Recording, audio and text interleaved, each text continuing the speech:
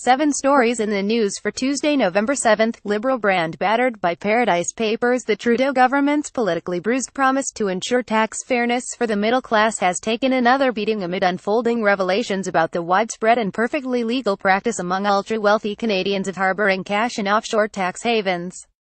Included among the 13.4 million leaked documents, dubbed the Paradise Papers, were the names of former Liberal Prime Minister Jean Chretien and top party fundraiser Stephen Bronfman. BC police officer dies after Abbotsford shooting. In Abbotsford, BC police officer is being remembered as a hero after he died Monday in an exchange of gunfire with a man accused of shooting at people in a parking lot.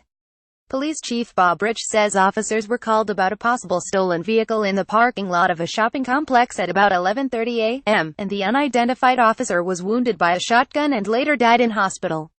Health spending to hit $242 billion this year. Report health spending in Canada is expected to reach $6,604 per capita this year, or about $200 more per person compared to last year, according to a report from the Canadian Institute for Health Information.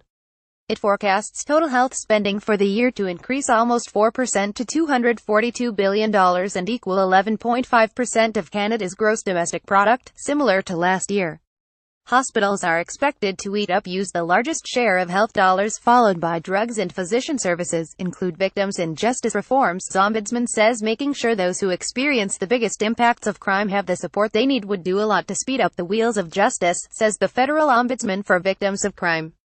We have to have a criminal justice system that is effective and efficient, Sue O'Sullivan said in an interview ahead of today's release of a set of reports on how the Liberal government could keep victims in mind as they prepare to introduce reforms. Indigenous inquiry opens hearings in Edmonton. The National Inquiry on Murdered and Missing Indigenous Women lands in Edmonton today, a week after it issued an interim report calling for a national police task force to open old investigations.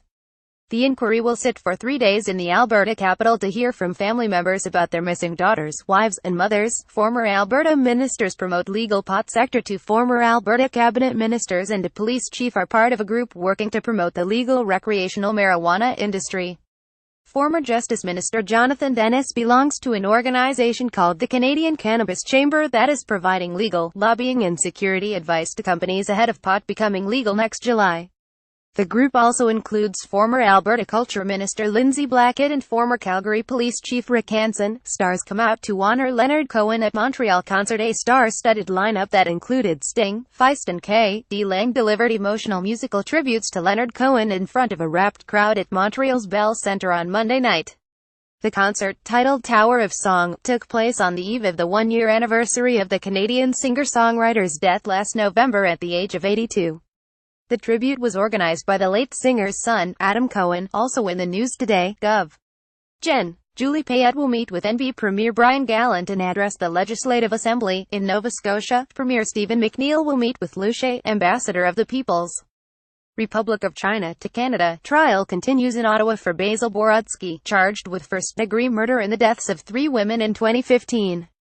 Members of Parliament host an all-party Hope in High Heels walk in support of efforts to end violence against women. Constitutional arguments are expected to be made in the bountiful polygamy trial in Cranbrook, BC. Mayor Gregor Robertson will announce Vancouver's next steps in the introduction of its empty homes tax. Companies reporting results today include Valiant Pharmaceuticals, Cineplex, Murnau Sheppel Inc., Intact Financial Corp., Canaccord Genuity Group Inc., Canadian Natural Resources and Agrium Inc.